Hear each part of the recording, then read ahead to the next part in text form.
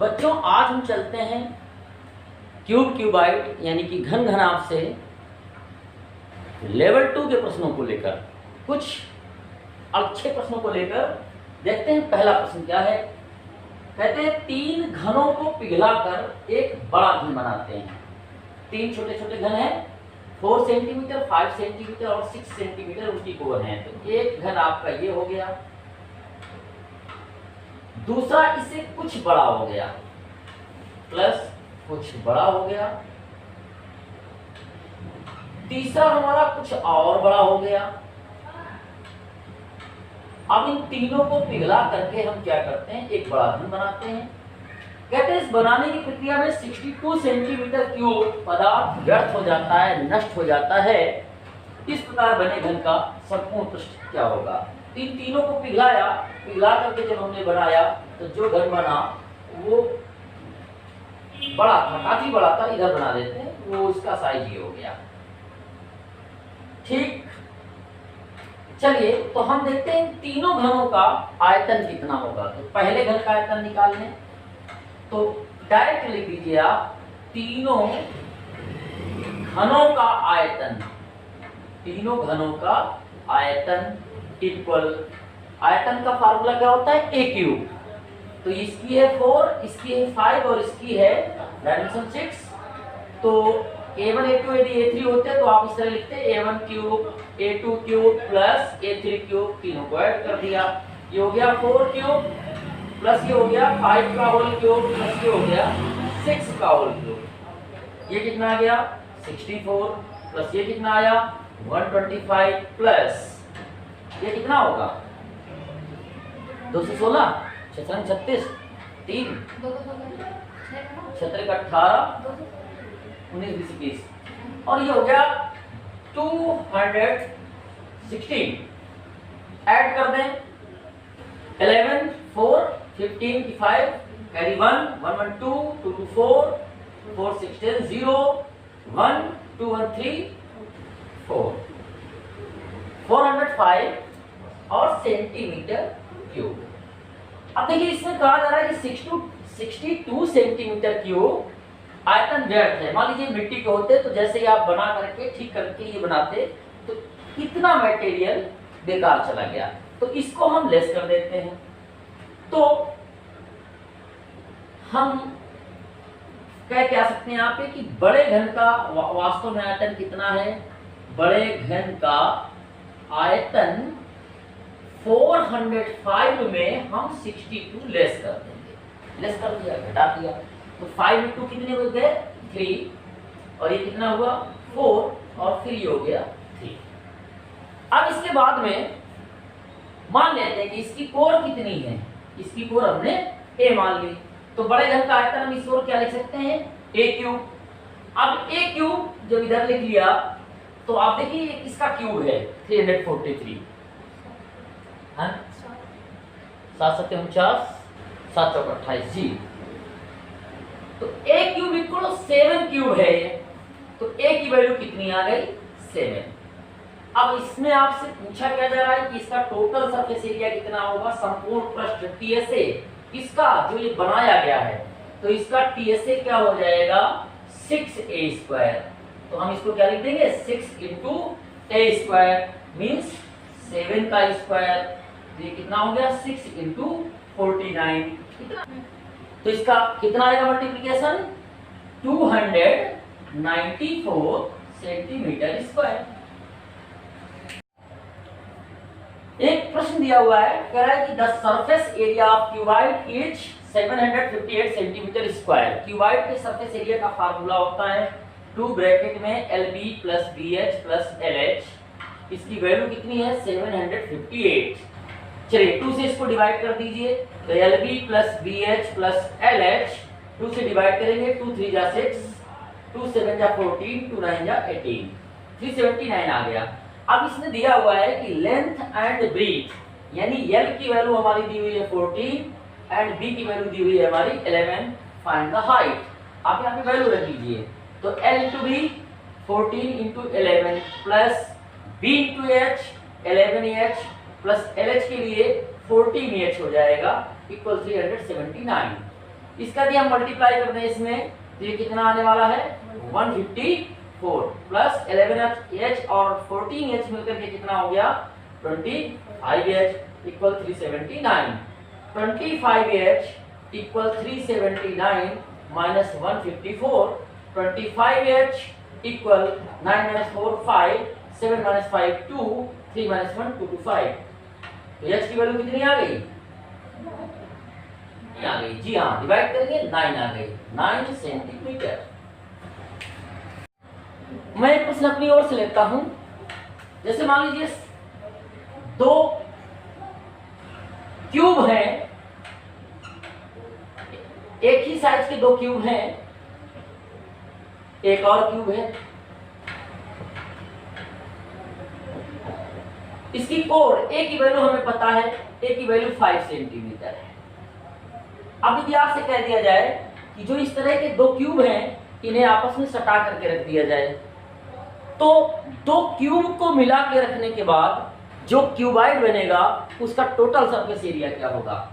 तो वैसे total surface area आप क्यूब फार्मूला आप जानते हैं क्या होता है 6a², इसका भी 6a² होगा। तो कई बार बच्चों को लगता है कि 6a² का फार्मूला इसमें भी लगा देंगे, 6a² का फार्मूला इसमें भी लगाएंगे और दोनों का टोटल सरफेस एरिया हम ऐड कर देंगे, लेकिन ये गलत है। मैं आप लोगों को बोल चुका हूं कि जिस ठोस का आपको टोटल सरफेस एरिया निकालना है, आप ये माने कि हमने उसको रंग से भरे किसी बर्तन में डाला, निकालने के बाद में जो जो उसका सरफेस आपको कलर्ड दिखेगा आप उसी का एरिया निकालते हैं। जैसे ही दो क्यूब आपस में आप मिला देंगे तो डिजाइन कैसी होगी आपकी, इस तरह की होगी। ये और ये दोनों को मैंने मिलाया तो इस तरह से, फिर इस तरह से ये डिजाइन बन जाएगी। और जो ये डिजाइन आपकी बनेगी ये इस समय क्यूबाइड बन गया। अब जब इस क्यूबाइड की बात करेंगे तो इनको मिलाने के बाद जो इनका सरफेस एरिया होगा वही होगा जो इस क्यूबाइड का होगा। तो अब इस क्यूबाइड की विमाएं हम चेक करें तो ये हमारी यल कितनी हो जाएगी, क्योंकि ये 5 सेंटीमीटर इसकी कोण थी तो यल की वैल्यू हो गई 10 सेंटीमीटर। इधर से ये कोण कितनी हो जाएगी 5 सेंटीमीटर और ये हाइट कितनी हो जाएगी 5 सेंटीमीटर। तो अब यदि हम क्यूबाइड का टोटल सरफेस एरिया निकालें तो TSA इक्वल कितना होगा 2 ब्रैकेट में LB plus BH plus LH, तो 2 ब्रैकेट में L इंटू B यानी 10 into 5 plus B into H 5 into 5 plus L into H तो 10 इंटू 5। इस तरह से 2 ब्रैकेट में हो गया 50 प्लस 25 प्लस 50, 2 इंटू ये हो गया 125, इसका मल्टीप्लाई कर देंगे तो ये हो गया 250 सेंटीमीटर स्क्वायर। एक मिनट के लिए जरा हम ये देखें, यदि हमने ये किया होता 6a² तो 6 इंटू a² कितना होता 25, ये कितना आता 150। 6 इंटू a² ये भी कितना आता 25 150। तो दोनों को यदि हम प्लस कर देते टोटल सरफेस एरिया तो 150 प्लस 150 ये कितना हो रहा था 300, लेकिन 300 नहीं है। टोटल सरफेस एरिया इन दोनों को मिलाने के बाद जो होगा वो होगा 250 सेंटीमीटर स्क्वायर। तो आप देख रहे हैं कि 50 सेंटीमीटर स्क्वायर इस राशि से ये जो वैल्यू है इस वैल्यू से वैल्यू 50 सेंटीमीटर स्क्वायर कम है। ऐसा क्यों है, क्योंकि इसका जो ये सरफेस है ये उभयनिष्ठ सरफेस, कॉमन सरफेस जो इस क्यूब का है उस क्यूब का है, इन दोनों को जब हम मिला देंगे तो जैसे ही मिला देने के बाद रंग से भरे बर्तन में डालेंगे तो ये सरफेस रंगने वाला नहीं है। और एक सरफेस का एरिया कितना होगा 25 सेंटीमीटर स्क्वायर। तो एक सरफेस इसका 25 और इसका 25 प्लस 25 50 सेंटीमीटर स्क्वायर का स्पेस एरिया ऐसा होगा जो रंगने वाला नहीं है। तो इस तरह से ये खास बात आपको ध्यान रखनी है। अगला प्रश्न है, if V is the volume of the cuboid of dimension A, B, C। एक क्यूबाइड है जिसकी डायमेंशंस A, B, C दी हुई है, मींस इसकी लंबाई कितनी है A, इसकी विड्थ कितनी है B और इसकी हाइट कितनी है C। कहते हैं यदि इसका वॉल्यूम V हो और टोटल सरफेस एरिया इसका यस हो तो आपको ये प्रूव करके लाना है। चलिए V के लिए हम क्या लिख लेंगे, LBH फार्मूला होता है तो उस हिसाब से ये क्या हो जाएगा, ABC A into B into C, equation first. Total surface area के लिए हम लिख लें 2LB plus BH plus LH, ये फार्मूला होता है, यहाँ लिख लेंगे 2AB plus BC plus CA, ये इक्वेशन सेकंड हो गई। अब जो ला करके मैं दिखाना उसका हम RHS राइट हैंड पार्ट ले लेते हैं, तो RHS equal 2/S 1/A plus 1/B plus 1/C हमने लिख लिया। 2/S, S की वैल्यू ले लें, S की वैल्यू यहाँ से हम लिख लेते हैं, वो क्या होती है 2 ब्रैकेट में AB plus BC plus CA। इसके बाद में यहाँ से LCM हम ले लेते हैं A into B into C, A हट गया तो B इंटू C का प्रोडक्ट BC यहाँ आ जाएगा, B हटेगा तो A इंटू C का प्रोडक्ट, C हटा तो A और B का प्रोडक्ट। अब इसके बाद में इसको जरा आप देखिए, ये तो वही वैल्यू है, कौन सी, जो नीचे लिखी हुई है, तो 2 से 2 divide, AB plus BC plus CA, AB plus BC plus CA, ये आपस में डिवाइड हो गए, ये कितना बचा 1/ABC, और 1/ABC तो 1/ABC हमारा क्या है, वॉल्यूम ऑफ द क्यूबाइड, तो इस तरह 1/V आ गया। और ये देखिए बड़ा अच्छा सा प्रश्न है, water in A canal 30 decimetre wide and 12 decimeter deep, each flowing with a velocity of 20 km/h. How much area will it irrigate? कितना क्षेत्रफल, इरिगेट मीन्स सिंचाई की जा सकती है, कितने क्षेत्रफल में सिंचाई हो सकती है इन 30 मिनट्स, 30 मिनट में, if 9 centimetre of standing water is desired, मतलब 9 सेंटीमीटर यदि उस क्षेत्र में, एरिया में पानी का तल ऊपर उठ जाता है, तो आप बताइए कि वो एरिया कितना होगा जिसकी सिंचाई हो सकती है 30 मिनट में, और जबकि नहर की क्या स्थिति है वो आपको बता दी गई है। तो एक बात समझिएगा, नहर किस तरह की होती है, नहर एक ये है और एक और बुक ले लें हम, तो नहर की स्थिति ये है, ठीक, नहर ऐसी है।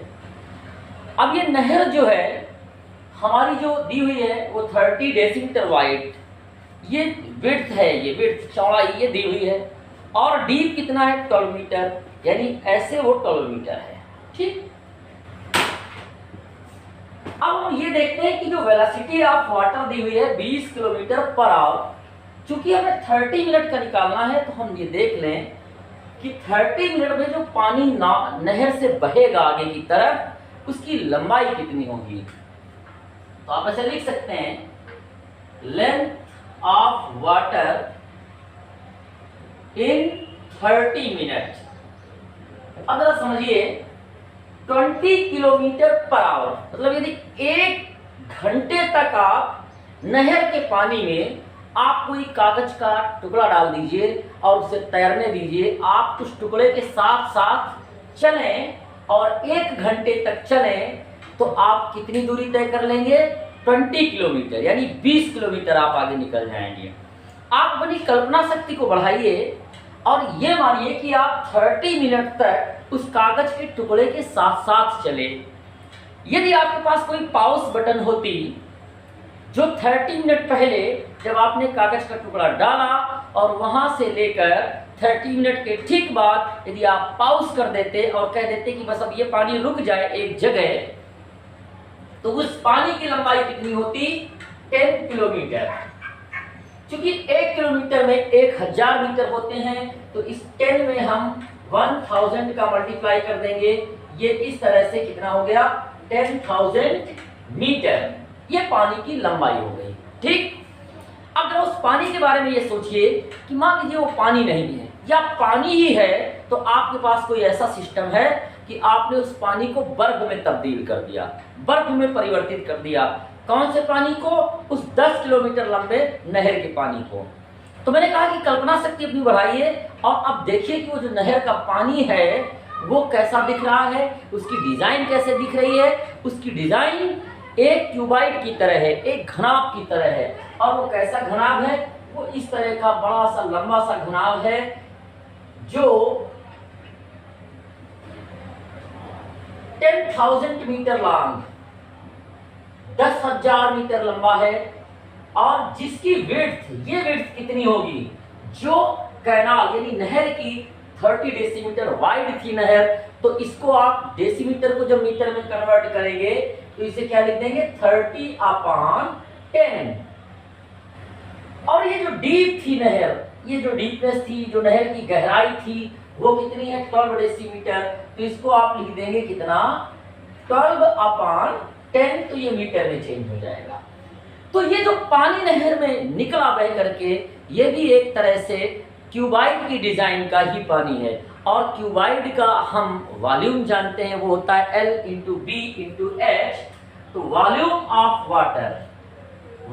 ऑफ वाटर इन 30 मिनट, चूंकि ये डिजाइन पानी की एक क्यूबाइड जैसी ही है, तो फार्मूला हम क्या लगाएंगे, L × B × H, 10,000 लंबाई की जगह रख देंगे, इसके बाद में B की जगह कितना रख देंगे, 30/10, और उसकी जगह कितना रख देंगे, 12/10। 20 हमने ये यहाँ से हटा दीजिए, 12 3 36, 36 के बाद में 1 2 3, ये 3 0 यहाँ पे लग गए, इतने मीटर क्यूब ये पानी है। अब इतने मीटर क्यूब पानी को एक खेत में, एक एरिया में फैल जाना है, इरिगेट हो गया, सिंचाई हो गई। मान लेते हैं कि वो खेत कौन सा है, वो खेत ये है। अब इस खेत में, चूंकि खेत रेक्टेंगुलर है, अब खेत रेक्टेंगुलर हो या ट्रायंगुलर हो या सर्कुलर हो, हम वॉल्यूम का फार्मूला एक जानते हैं। वो वॉल्यूम का फार्मूला क्या होता है, area of base into vertical height. तो जिस एरिया में भी, वो खेत की डिजाइन कैसी भी हो, जिस एरिया में पानी आपका फैल गया, यानी जिस एरिया के को पानी ने सींच दिया, उसका एरिया हम मान लेते हैं। तो हम ये मान लेते हैं कि लेट द इरिगेटेड एरिया आपका है वो x² मीटर स्क्वायर है, x² मीटर स्क्वायर, या उसे केवल एक मान लीजिए, x मीटर स्क्वायर का वो एरिया है। ठीक, अब इतने एरिया को सिंचित कर दिया।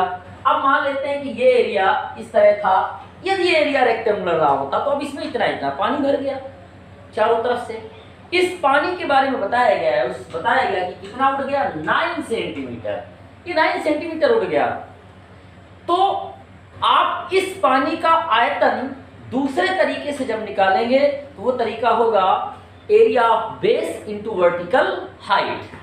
तो area of base into vertical height, तो हाइट कितनी है, हाइट ऑफ वाटर आपकी दी हुई है, और वो कितनी दी हुई है, 9 सेंटीमीटर। इसे आप मीटर में कन्वर्ट कर लीजिए तो 9/100 मीटर हो गई। ठीक, अब देखिए एरिया ऑफ, फिर से लगाएंगे, एरिया ऑफ इरिगेटेड स्पेस जो है आपका, सींचा हुआ जो एरिया है, वो कितना है, 36,000 मीटर क्यूब। बाईं ओर फार्मूला लगा दीजिए, बाईं ओर फार्मूला क्या लगा दें कि area of base into height, और वो कितना है, 36,000। इसे जरा ऊपर लिख लेते हैं इधर, इस हिस्से में, कि एरिया बेस कितना था, वो था x, हाइट आपकी कितनी थी, वर्टिकल हाइट 9/100, और ये कितने भूमि को इसने सींच दिया, वो था 36,000। अब इसके बाद में 9x इक्वल, इसका इधर मल्टीप्लाई कर दीजिए तो 36 1 2 3 इंटू 100, और x इक्वल जब आप लिखेंगे तो 36 इंटू 100, 36,000 इंटू 100/9, 9 से इसको डिवाइड कर दिया, ये x की वैल्यू कितनी आ गई, 4 1 2 3 4 5, इतने मीटर स्क्वायर, यानी इकाई दहाई सका हजार दशहर लाख 40 लाख वर्ग मीटर एरिया को इसने सींच दिया इस पानी ने।